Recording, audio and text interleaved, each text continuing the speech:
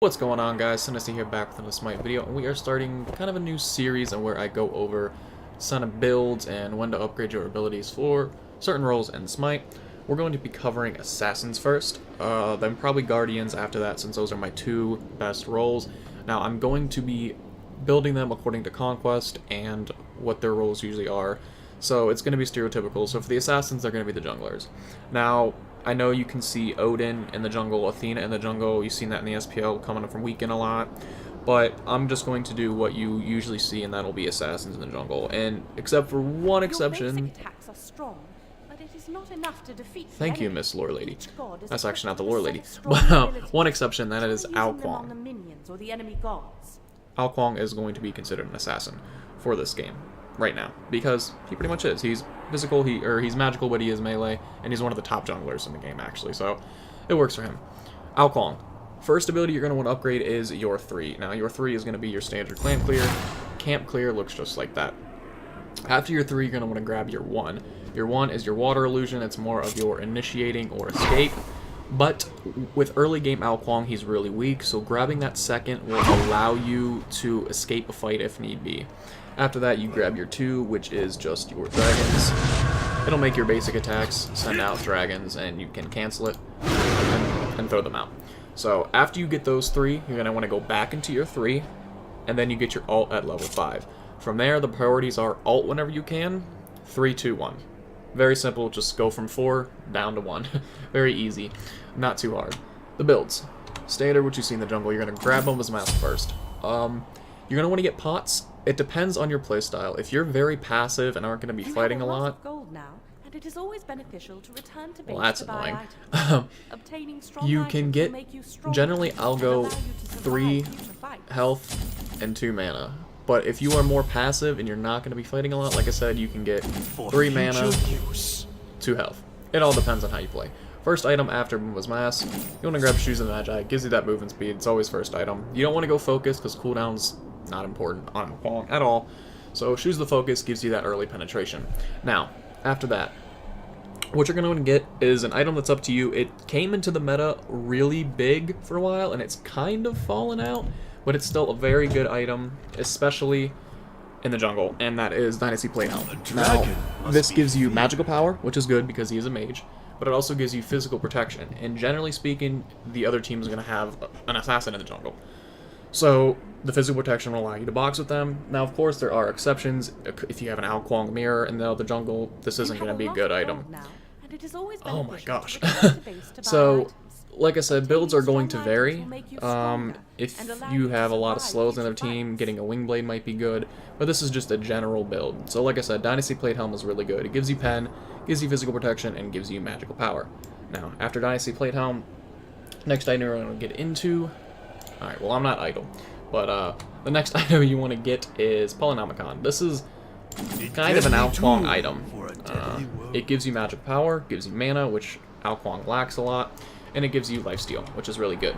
But after you use an ability, your next basic attack within 8 seconds deals 75% extra power. So we'll put an example on the Odin bot. You cast your 3, your next basic is going to proc an extra 117. So it can only proc every, I think it's 3 seconds. So your 3 will do 323, then your basic will do, well if I didn't miss, a base of 100, and then an extra damage.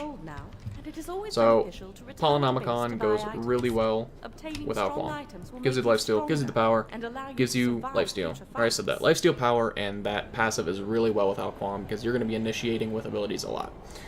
Next item you're going to want to get is a basic item that you'll see on a lot of mages, and that is Penetration, and that is going to be Obsidian Shard.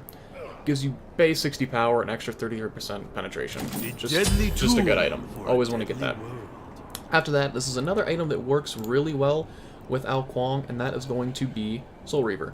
Again, Soul Reaver and Polynomicon go really well together. Their passives kind of go hand in hand.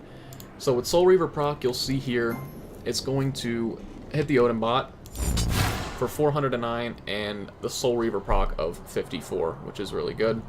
The reason it's so low is because Odin doesn't have a lot of health, and I think it scales to health. And then after that, your next basic will also do damage. So A mighty sword! you see that 244 poly proc. It works really well together. And then your last item, you're going to want to sell Boomba's Mask. Hold on. Sell Boomba's Mask. And you're going to want to pick up, again, what you see on practically all mages. For the last item, Rod Tahiti. It's going to give you 125 power, 15 MP5, and increases all your power by 25%. Dragon must be feared. Ao Kuang's going to hit like a truck. That's plain and simple. Relics. Good for, if they have like a Scylla and Kumba and all these CCs, beads will be okay. You can definitely get beads. Wrath will also be good because his camp clear is not the best. But generally, what I will get will be Blink and beads. Blink to initiate. Beads, I mean, everyone needs to get beads, but you can also skip out on beads and get Wrath if you are doing really well, and you can get a kill and get out of there. But Blink is a really good item no matter what, and I will show you why. When you initiate, you can initiate with Blink, and that'll allow you to use your Water Illusion to actually escape, rather than initiate. So if you use your Water Illusion to initiate, you can't get out now. You have no escape unless you ult away, which is why his ult's really good. Whereas if you Blink in, you can initiate, do your damage. If you can't get the kill, you can use your Water Illusion to get out. Now we'll go ahead and reset these cooldowns and show you kind of what you're going to do. It's always good to start with your 2, and then you can hit your 3, blink in, and shred.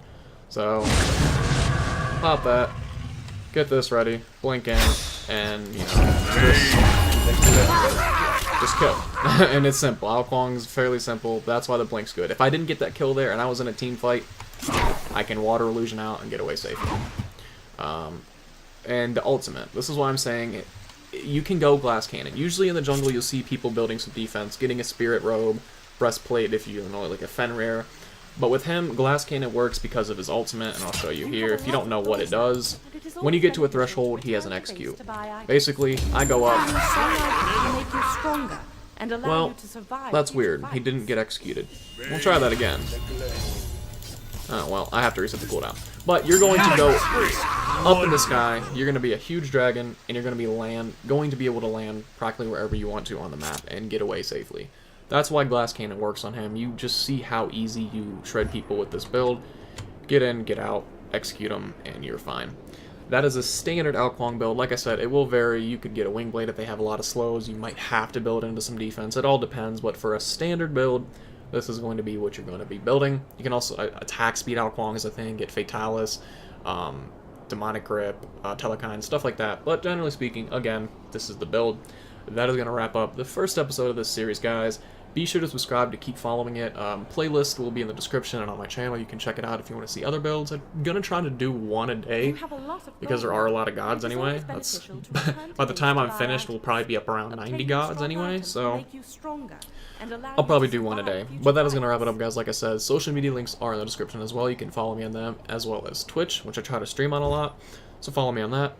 And if you enjoyed it, guys, like I said, subscribe, drop it a like, share it around, get the video going around, get this series going around. I'm really hyped to start this. I've been wanting to do it, and now that I got my PC finally built, I can actually play Smite on the PC now and not be a console peasant like everyone calls me. But, yeah, thank you guys so much for the support, and I'll see you again soon.